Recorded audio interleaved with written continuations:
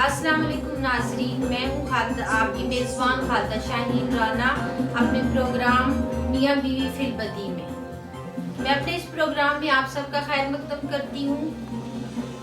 मेरे साथ मेरे प्रोग्राम में मौजूद है सीनियर सहाफ़ी और मेरे शौहर राना मसूद साहब।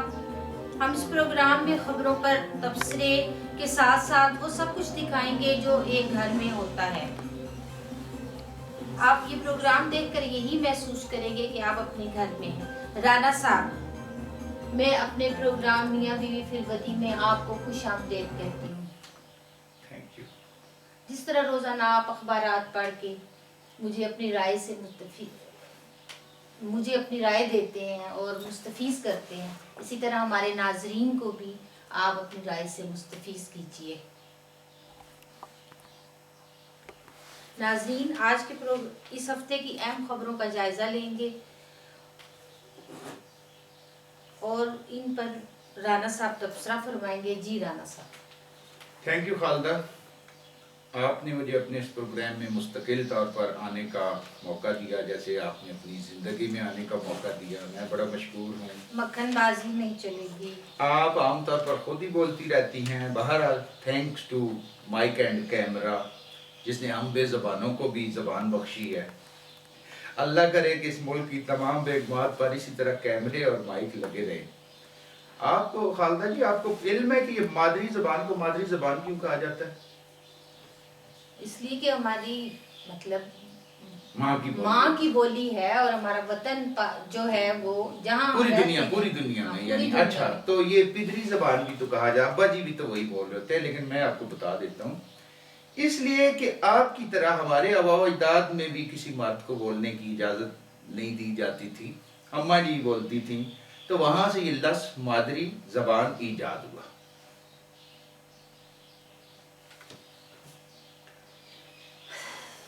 माशाल्लाह जी, आपका तबसरा तो बहुत अच्छा है, ये ड्रामा भी बहुत अच्छा है। तो मेरा ख्याल है कि अब हम खबरों की तरफ आते हैं और उन पे जो है आप अपने माहिराना राय दीजिए, तबसरा कीजिए। Thank you. अगरचे इस हफ्ते के दौरान पूरी दुनिया में और पाकिस्तान में भी हज़ारों वाक़यात हुए हैं, लेकिन हम उनमें से सिर्फ चंद एक छोटे या बड़े वाक़यात का अहाता करेंगे अपने इस प्रोग्राम में। इस हफ्ते के दौरान जो पाकिस्तान में बिलखसूस रावलपिंडी इस्लामाबाद, चूँकि एक यहाँ हमारी ज़्यादा दिलचस्पी होती है यहाँ की ख़बरों से, तो यहाँ के हमने 10 वाक़यात उठाए हैं अपने इस प्रोग्राम के लिए, जिन पर हम इज़हार ख्याल करेंगे। एक तो बसंत का त्यौहार। बसंत के त्यौहार ने इस पर सुप्रीम कोर्ट और सूबाई हुकूमत की पाबंदियों के पर खचे उड़ा दिए हैं। मुल्क भर में 4 अमवात और 38 जख्मी होने की इत्तलात आई हैं और हस्बे मामूल माशाअल्लाह हमारी पुलिस माल पानी लेकर न सिर्फ छोड़ती रही, बल्कि एक साइड से पतंग और वो डोर उठा के मुल्ज़िमों को हवालात पहुंचा देना और वो डोरें और पतंगें अपने बंदों के हाथ फरोख्त होती रहीं। अच्छा, इसमें जो कुछ और चीज़ें हुई हैं कि रावलपिंडी में एयरपोर्ट पर निजी एयरलाइन के एक तैयारे के इंजन की टैक्सी के दौरान, वो जो इंजन चला यानी उड़ाने के दौरान जब शुरू करते हैं तो एक पतंग आकर तैयारे से टकरा गई और तैयारे को वापस उतार लिया गया। रावलपिंडी में ही गले पर डोर फिरने से एक शख्स मौका पर ही जान बहक हो गया, जबकि पतंग लूटते हुए 2 नौजवान, वो उनके साथ कोई वो ऐसी तार होती है जिसमें करंट आ सकता है, तो 2 नौजवान करंट लगने से झुलस गए। यानी कि वो उड़ा रहे थे जब ये बाद में बात करेंगे ना, एक बात करते हैं। रावलपिंडी में गुर्दों की खरीदो फरोख्त का धंधा जो है, उसमें ये बड़ा बदनाम सा एक कारोबार हो रहा है। किडनी सेंटर के मालिक की दरख्वास्त जमानत मुस्तरद हो गई है। रावलपिंडी इस्लामाबाद में गरीब ख़ानदानों की बच्चियों के अमीर ख़ानदानों में रिश्ते करवाने की आड़ में उनकी खरीदो फरोख्त और उनकी अफ़गानिस्तान स्मगलिंग की एक जानब दी न्यूज़ में स्टोरी छपी थी। इस पर चीफ जस्टिस मिस्टर जस्टिस मियाँ साकिब निसार साहब ने आज खुद नोटिस लिया है और कुछ 2 महीने के बाद माशाअल्लाह पुलिस के आला अफसरान ने उसमें तफ्तीशी को मुअत्तल करके अपना फ़र्ज़ अदा कर दिया है اس میں ایک خاتون ہے فرزانہ جو افغانستان میں ہے، اس پر بھی ہم بعد میں بات کرتے ہیں۔ اچھا جی، ایک خوشی کی بات ہے کہ گلگت و بلتستان سے تعلق رکھنے والی ایک اسکول ٹیچر ہے سلمہ بیگم، انہیں گلوبل ٹیچرز پرائز کے لیے منتخب کر لیا گیا۔ اس طرح لاہور میں ڈیفنس میں ہونے والے دھماکہ کے دوران اور ایک دھماکہ ہونے کی غلط خبر شائع ہونے پر پیمرا نے 29 نجی ٹیلی ویژن چینل کو شوکاز نوٹسز جاری کر دیے۔ اچھا جی، ایک اور بڑی عجیب سی خبر ہے۔ فیصل آباد میں ایک بینک ملازم کی کار پر کوئی مٹی لگائی تھی کسی بچی نے، 6 ماہ کی بچی کھیلتے ہوئے، یہ خبر ہے۔ تو ویمن پولیس نے اس بچہ تھا 6 ماہ کا بچہ، اس بچے کو ماں سمیت حوالات میں بند کر دیا۔ یہ خیر میری سمجھ سے باہر ہے، 6 ماہ کا بچہ گاڑی پہ کیسے مٹی لگائے گا، اس خبر تھوڑی سی مشکوک لگتی ہے۔ اسی طرح ایک خبر ہے، بیرون ملک نوکری کا جھانسا دے کر جعلی ایجنٹ نے بیوہ کے بیٹے کو لوٹ لیا۔ اب ہم ٹرن بائی ٹرن اگر ان خبروں پر تبصرہ کریں تو یہ جیسے یہ بڑے المناک سی چیزیں ہیں۔ یہ ہمارے اخبارات میں آیا ہے جی کہ راول پنڈی اور کوئٹہ میں پتنگ بازوں اور منچلوں نے انتظامیہ اور پولیس کی بسنت پر لگائی گئی پابندی، شدید فائرنگ اور بو کاٹا کی آوازوں میں بو کاٹا کر دی۔ پولیس اور انتظامیہ کا بسنت روکنے کے لیے کریک ڈاؤن ناکام ہو گیا۔ حادثات اور گلے پر ڈور پھرنے سے ملک بھر میں 4 افراد جان کی بازی لے گئے اور 38 زخمی ہو گئے۔ اسی طرح اسی سے ریلیونٹ جو خبر ہے، یہ کچھ اس کی تفصیلات بیان کی گئی کہ بے نظیر ایئرپورٹ پر نجی ایئر لائن کے طیارے کے انجن میں ٹیکسی کے دوران پتنگ آ کر ٹکرائی۔ پائلٹ نے ٹریفک کنٹرول کو اطلاع دیتے ہوئے طیارے کو واپس بے پر پارک کر دیا، اور یہ پتنگ بازی ہو رہی تھی۔ تو مطلب یہ صورتحال ہے۔ آگے اسی طرح اس کو بعد اس طیارے کو اتارا گیا، کلیئرنس لینے کے بعد اس کو کراچی روانہ کیا گیا۔ اسی طرح یہ پتنگ بازی سے ہی متعلق راولپنڈی کی خبر ہے کہ پتنگ بازوں نے جمعہ کے روز وزیر اعلیٰ پنجاب کی طرف سے بسنت پر لگائی گئی پابندی، جو کہ آلریڈی یاد رکھیں سپریم کورٹ نے چیف جسٹس افتخار محمد چودھری صاحب کے دور میں بھی پابندی لگائی تھی، وہ آج بھی موجود ہے، فعال ہے۔ تو اس پابندی کی دھجیاں بکھیر دیں اور دور پھرنے سے ایک شخص جان کی بازی ہار گیا۔ پتہ یہ چلا کہ وہیں وہ ڈور اس کو لگی اور اس کا گلا کٹ گیا، شاید رگ کٹ گئی۔ تو اسی طرح پتنگ لوٹنے کے چکر میں 100-200 کی پتنگ لوٹنے کے چکر میں 2 ماؤں کے بچے، اس کے ساتھ بتایا نا کوئی ایسی ڈور ہوتی ہے جو بجلی کا کرنٹ کا باعث بنتی ہے، وہ جھلس گئے۔ راولپنڈی کے ہاسپٹل میں درجنوں معمولی زخمی لائے گئے، جنہیں امدادی طبی امداد کے بعد گھروں کو بھیج دیا گیا۔ تو یہ سارا دن سپریم کورٹ اور حکومت پنجاب کے احکامات کی دھجیاں اڑائی گئیں پورے راولپنڈی میں۔ اب اس میں جو سب سے بڑا المیہ یہ ہے کہ ماشاءاللہ جو ہماری پولیس، جس کے بارے میں آپ نے اس دن ایک خبر میں بھی لکھا تھا کہ یہ مناسب تو یہ ہوگا کہ یہ پولیس موٹر وے پولیس کو ٹھیکے پر دے دی جائے، یہ ایک اچھی سجیشن دی تھی، اس سے پہلے بھی کچھ لوگوں نے یہ بات کی ہے۔ واقعتاً یہ پولیس اور یہ نظام اب ہمارا جو نظام انصاف ہے یہ بری طرح ناکام ہو چکا ہے۔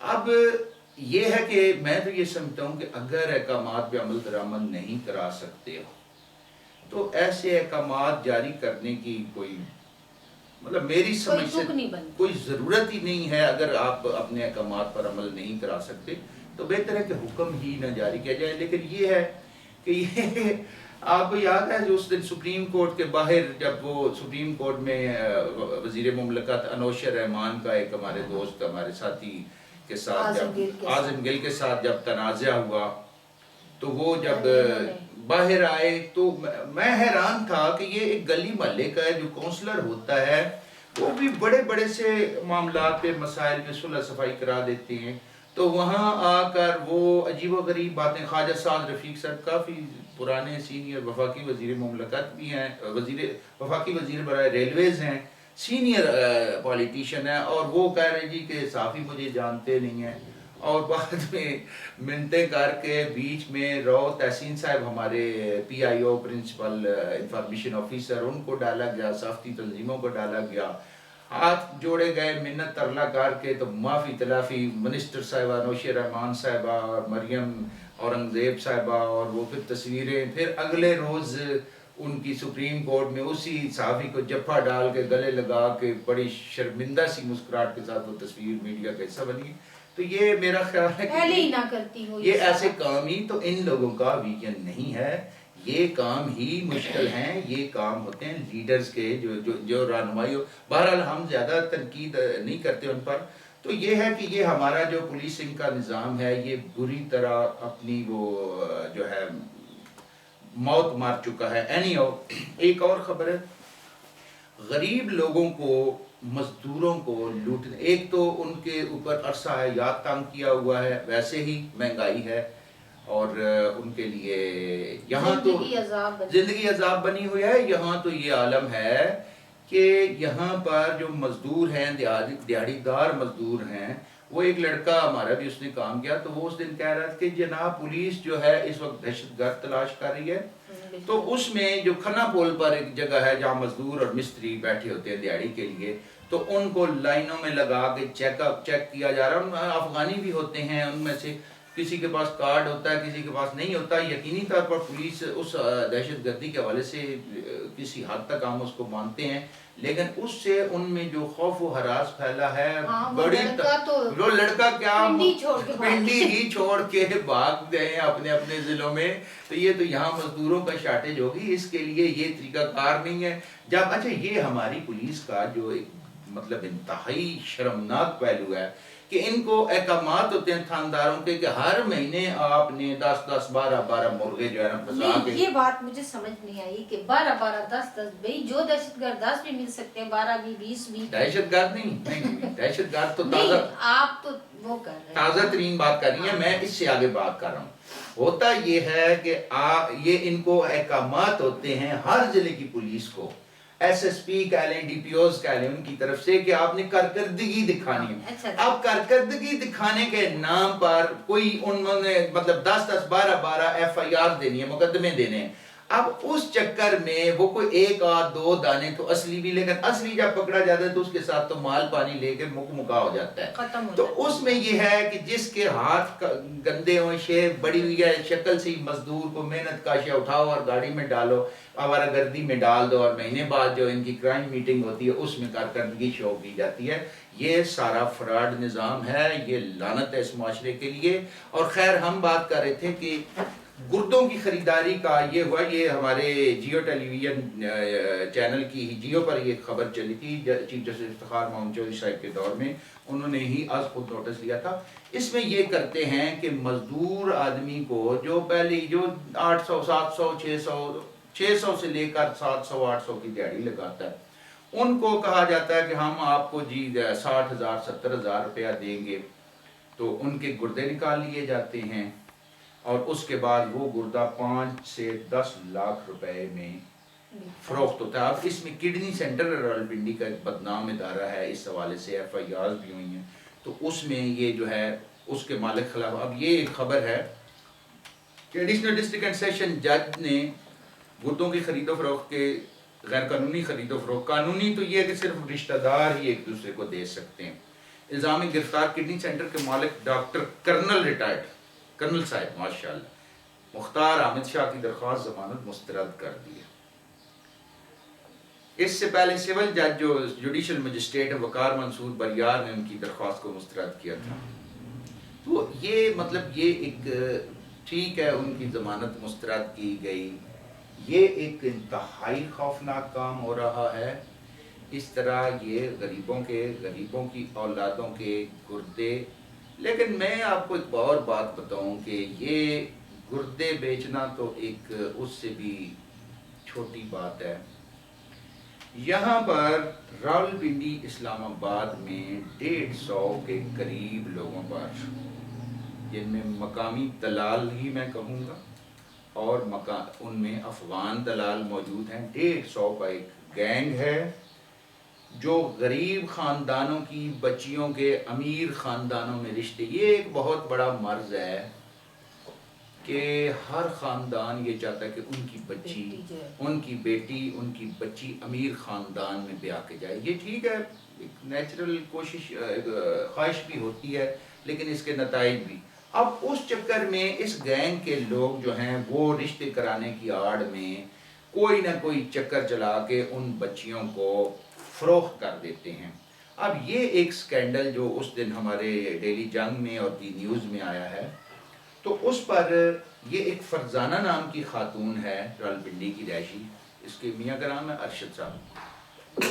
اس ارشد صاحب نے یہ شکایت کی ہے جا کر ہمارے دی نیوز کے رپورٹر کو، تو وہ انہوں نے یہ سکینڈل شائع کیا. اس میں پھر انصار عباسی محترم جو ہمارے بھائی ہیں، انہوں نے اس کے اوپر ایک کالم لکھا اور اس پر چیف جسٹس میاں ثاقب نثار صاحب نے آج خود نوٹس لیا. اب اس میں یہ ہوا کہ فرزانہ کے میاں نے یہ بتایا ہے ارشد نے کہ اس کی فرزانہ کے بھتیجے کے رشتے کا کوئی بات چلائی ہوئی تھی. یہ مختار نام کا تلگنگ کا رہائشی ہے، یہ پورے اس گینگ کا حصہ ہے. تو انہوں نے آ کر یہ مختار اور اس کی وائف نے کہا جی ہم آپ کو راولپنڈی کے کسی ایریے میں ساتھ لے کر گئے اس فرزانہ کو کہ آپ کے بھتیجے کے لیے لڑکی کا رشتہ دکھاتے ہیں. وہاں لے جا کر انہوں نے اس کو یہ کیا کہ وہاں جا کر انہوں نے اپنا اس گھر میں لے جا کر بتایا کہ وہ تو ثوابی کے پٹھان ہیں، ثوابی چلے گئے، تو آپ ہمارے ساتھ ثوابی چلیں. تو اس نے کہا جی میں اپنے میاں کی اجازت کے بغیر کیسے جاؤں؟ تو انہوں نے کہا کوئی بات نہیں، 2 گھنٹے کا سفر ہے، ہم واپس آ جائیں گے. وہ ثوابی لے گئے. اب وہ میاں جو ارشد بتاتا ہے آگے کیا ہوا. آگے یہ ہوا کہ وہ کوئی مہینہ 1.5 مہینہ، یہ 3 دسمبر 2016 کو یہ اغوا ہوئی ہے خاتون. تو کوئی 1.5 مہینہ وہ پولیس کے پیچھے دوڑ کے رو کے تھانہ ایئرپورٹ میں FIR ہوئی ہے. تو اب وہ کہتا ہے جی کہ مجھے اس دوران کوئی اقبال نام کا تفتیشی سب انسپیکٹر ہے، تو وہ بس جو مال پانی لیے بغیر تو پولیس 1 انچ آگے نہیں چلتی. تو وہ ٹال مٹول کرتا رہا. تو اس پہ یہ ہوا کہ اس کے میاں نے یہ بتایا ہمارے دوستوں کو، ہمارے رپورٹر کو، دی نیوز کے رپورٹر کو، کہ جناب مجھے ایک کال آئی ہے، ٹیلی فون کال آئی ہے افغانستان سے، جس میں ایک بندے نے بتایا کہ میں نے تمہاری بیوی خریدی ہے 1.5 لاکھ روپے میں، تو اگر تم 3 لاکھ روپے مجھے دے دو تو واپس کر دوں گا، ورنہ پھر میں اس کو کہیں آگے بھیج دوں گا. تو میں نے پوچھا کہ کہاں ہے، میری بات کرو. تو میں نے بات کی تو میری بیوی نے، فرزانہ نے بتایا کہ مختار اور اس کی بیوی مجھے ثوابی لے کر گئے اور وہاں کوئی چیز کھلائی تھی، اس کے بعد مجھے کوئی پتہ نہیں میرے ساتھ کیا ہوا. آنکھ کھلی تو میں مطلب ہوش آیا تو افغانستان میں تھی. تو وہاں افغانستان میں جا کر اس کا نکاح ایک بابے کے ساتھ، بڈھے کے ساتھ کرایا. اس کو یہ 40 سال کی عمر کی عورت ہے، خوش شکل ہوگی یقینی طور پر، جس کو اغوا کیا گیا کوئی وجہ تو ہوگی. تو وہاں لے جا کر اس بابے کے پاس، جب اس کے پاس گئی تو اس نے بابے کو بتایا کہ میں میرڈ ہوں، میرے ساتھ آپ کا جو نکاح پڑھایا گیا یہ جعلی ہے، یہ فراڈ ہے، تو آپ، میں 4 بچوں کی ماں ہوں. تو اس پہ پھر اس بابے نے اس کو واپس کر دیا، اس سے پیسے لے لیے. بابا جی نے بڑا احسان کیا بار. تو اب اس کا خاوند کہتا ہے کہ میرے پاس 3 لاکھ روپے نہیں ان کو دینے کے لیے، جبکہ وہ جا کے پولیس کو جب بتایا ہے تو انہوں نے بڑا ٹال مٹول کر دیا. یہ جب خبر چھپی تو اس وقت تک CPO یہاں بیٹھا ہوا ہے، RPO بیٹھا ہوا ہے، IG ہے، سارے بیٹھے ہوئے ہیں. تو یہ چونکہ ان کا کچھ اور خدمات ہیں ماشاءاللہ، وزیر اعلیٰ اس کے چکر لگانا یا یہاں وزیر داخلہ کے گھر کے چکر لگانا، کافی پولیس افسران کی ذمہ داریاں ہیں ماشاءاللہ، تو وہ بہت اہم ذمہ داریاں نبھا رہے ہوتے ہیں. تو اس پر کوئی ایکشن نہیں لیا. تو جب یہ برادر انصار عباسی صاحب کا جب کالم چھپا تو فاضل چیف جسٹس صاحب نے جب آج خود نوٹس لیا تو پتہ چلا اگلے روز جناب RPO صاحب نے اس تفتیشی کو معطل کر دیا، تفتیش کہیں اور منتقل کر دی ہے. اور یہ موقف یہ لیا جا رہا ہے کہ جناب چونکہ وہ لڑکی افغانستان پہنچ گئی ہے تو اس لیے ہمارا اس سے کیا ہمارے دائرہ کار سے میرا خیال ہے اگر تلا گنگ کا رہائشی اٹھا کر ایک لڑکی کو لے گیا ہے تو اس کا کوئی گھر بات تلا گنگ کوئی دور نہیں ہے، تلا گنگ پنڈی ڈویژن کا ایسا، لیکن وہی بات ہے ان کا رویہ انتہائی شرمناک ہے، اس کی جتنی وہ مذمت کی جائے وہ کم ہے، تو بس یہ اس ملک کو اسی طرح چلایا جا رہا ہے۔ تو یہ مطلب افسوسناک خبر تھی۔ اس کے ساتھ ساتھ ہم آپ کو ایک اچھی خبر بھی سناتے ہیں۔ یہ ہمارے دوست عاطف شیرازی رپورٹر ہیں ہمارے جنگ کے، انہوں نے خبر دی ہے، گلگت و بلتستان سے تعلق رکھنے والی خاتون ٹیچر ہیں سلمہ بیگم، انہیں گلوبل ٹیچر پرائز کے لیے منتخب کر لیا گیا ہے۔ کوئی تو ہاں یہ خبر ہے، یہ بات اچھا، یہ وہ لکھتے ہیں کہ سلمہ بیگم کا نام شارٹ لسٹ کیے گئے امیدواروں کی فہرست میں ٹاپ 10 پر ہے۔ بیسٹ گلوبل ٹیچر منتخب ہونے کی صورت میں ان کو $10 لاکھ کا انعام دیا جائے گا۔ یہ نام اپنے شعبہ میں اپنی صلاحیت کا لوہا منوانے، طلباء کی تربیت کے ساتھ ساتھ کمیونٹی کے لیے بہترین خدمات سر انجام دینے کے سلسلہ میں دیا جاتا ہے۔ تو میں یہ سمجھتا ہوں کہ یہ ایک بہت ہی خوش آئند بات ہے کہ ہماری ٹیچرز کو اگر $10 لاکھ انہیں ملتے ہیں، یہ اگر کیلکولیٹ کریں تو شاید کروڑوں روپے بنتے ہیں، تو یہ ایک چیز ہے، مطلب انیشیٹو ہے ہماری دیگر ٹیچرز کو بھی اور دیگر شعبوں کے لوگوں کو بھی ان چیزوں کو دیکھنا چاہیے۔ اچھا جی، اس کے بعد ہمارے پاس ایک ہمارے اپنے شعبہ سے متعلق ایک نیوز ہے۔ کون سی؟ یہ جناب لاہور ڈیفینس کے ایریا میں ایک ریسٹورنٹ میں یا اس کے باہر جو بم دھماکہ یا جو دھماکہ ہوا تھا، اس کے دوران مختلف ٹی وی چینلز نے غالباً ماڈل ٹاؤن میں بھی ایک دھماکے کی ایک خبر چلائی تھی کہ آواز آئی ہے۔ اچھا، یہ بات میری سمجھ سے باہر ہے کہ بلا تحقیق ہمارے جو چینلز ہیں، ایک آپ نے دیکھا نا، ایک رش لگا ہوا، ایک پاگل پنے کی طرح ایک دوسرے کا خبروں کے چکر میں مقابلہ کیا جا رہا ہے جی، ریٹنگ کے چکر میں۔ اب ایک دھماکہ ہوا ہے جس میں 10 بندے میرا خیال ہے جاں بحق ہوئے تھے، لاہور والے واقعے 10 بندے غالباً جاں بحق ہوئے تھے اور 2 درجن کے قریب یا اس سے بھی کچھ زیادہ ہی بندے زخمی ہوئے ہیں۔ یہ ایک بہت بڑا المناک واقعہ تھا۔ تو ایسی صورتحال میں جب کہ ملک میں اور بالخصوص لاہور میں جو ایک قیامت برپا تھی اس واقعے سے، تو ایسی صورتحال میں اگر ہمارے ٹی وی چینل تھوڑی ریٹنگ کو چھوڑ کر ذرا پاکستانیت کے انداز میں، ذرا اپنے مطلب انسانیت کے انداز میں یہ کام کریں تو زیادہ بہتر رہے گا۔ تو انہوں نے اس میں فس کریٹ کیا۔ میں خود جرنلسٹ ہوں، ہم دونوں ہی صحافی ہیں، لیکن اس کا یہ مطلب نہیں ہے کہ ہم غلط بات پہ بھی اپنے میڈیا کو سپورٹ کریں۔ تو اس پر یہ ہوا جی کہ پیمرا نے 29 جو چینلز ہیں انہیں شوکاز نوٹسز جاری کرتے ہوئے انہیں سماج و ذاتی اس وضاحت کے لیے 3 مارچ کو طلب کر لیا ہے۔ تو یہ چیزیں بڑی میں سمجھتا ہوں کہ المناک اور شرمناک ہیں۔ میڈیا کا مطلب یہ نہیں ہے، بہت سوچ سمجھ کے میں اور آپ بات کر رہے ہیں تو یہ تو بندوق کی گولی کی طرح، جو گفتگو ہم نے کی، جو ہمارے قلم سے نکلی، جو چیز جاتی ہے، یہ کہاں کہاں مار کرتی ہے ہمیں خود پتہ نہیں ہے۔ تو میڈیا کے مالکان سے اور بالخصوص ایڈیٹوریل جو ان کا بورڈ ہوتا ہے ان سے ریکویسٹ ہے کہ ذرا احتیاط فرمائیں۔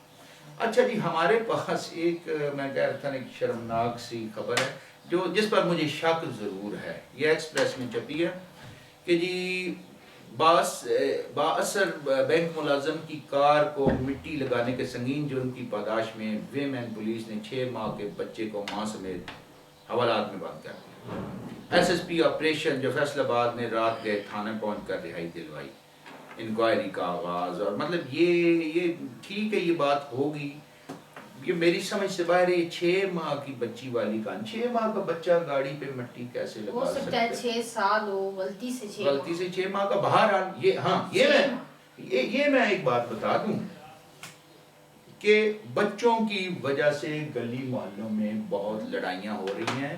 اچھا اس میں دو چیزیں ہیں، ایک تو جہالت کا یا مطلب لا علمی کا کہ ایک بچہ باہر کھیل رہا کسی گاڑی پہ، جہالت بھی ہے اور حسد، قوت برداشت بھی ہے۔ حسد، نو حسد کا بھی پہلو موجود ہے، میری بات ہاں۔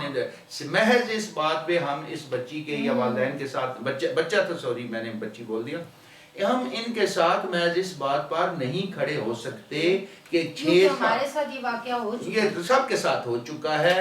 حسد کا پہلو پوری طرح ہے، لوگوں کو شرم آنی چاہیے، اگر کوئی غریب ہے تو وہ اپنے بچوں کے ذریعے، یہاں مائیں بچوں کو بھی استعمال کرتی ہیں اپنے حسد کے لیے، اور یہ جو چیز ہے یہ ہو سکتا ہے، ہمارے ساتھ بھی ہو چکا ہے اور ہمارے علاوہ ہر ایک کے ساتھ ہو سکتا ہے، اور یہ مطلب ہر حال 6 ماہ کے یا 6 سال، یہ غلط خبر لگتی ہے 6 سال کا بچہ ہو ہاں، سکتا ہے رانا صاحب، 6 ماہ کا میں تو اچھا، تو یہ جو ہے نا، جو بھی ہے، میں یہ کہنا چاہتا ہوں کہ یہ جو ہمارے جو آپس میں رویے ہیں ان پر ہمیں غور کرنا ہوگا، تو یہ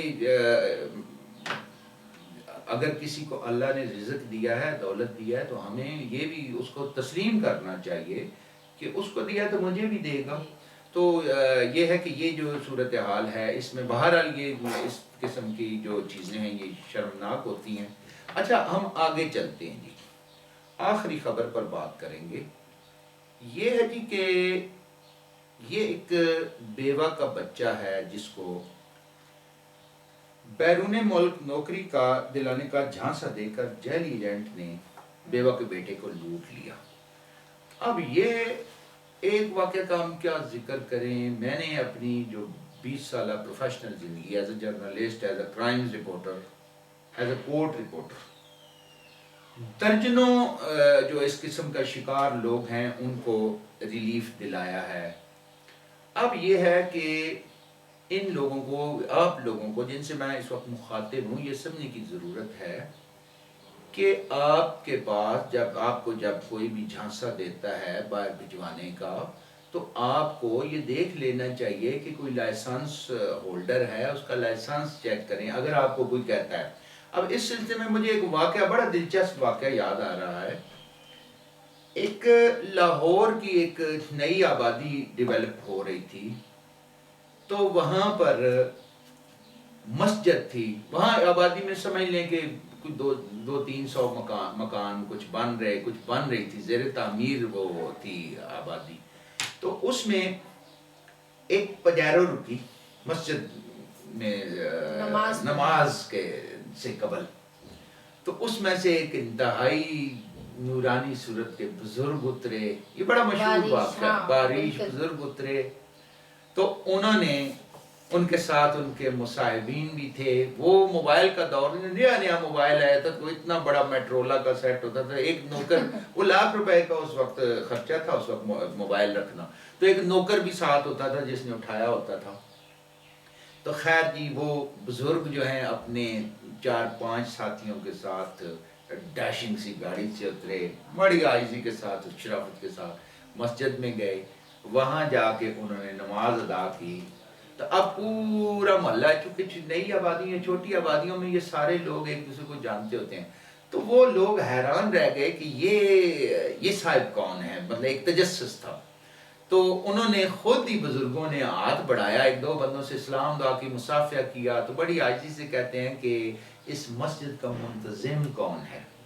تو انہوں نے بتایا کہ جی فلاں صاحب منتظم ہے۔ تو منتظم صاحب کو بلوایا گیا، تعارف ہوا، انہوں نے کہا جی کہ میں پاکستانی ہوں اور ساری زندگی میں نے گلف میں گزاری ہے، تو مجھے وطن کی مٹی کھینچ لائی ہے، میں چاہتا ہوں کہ میں اپنے ملک کے لیے، اپنی قوم کے لیے کچھ کروں۔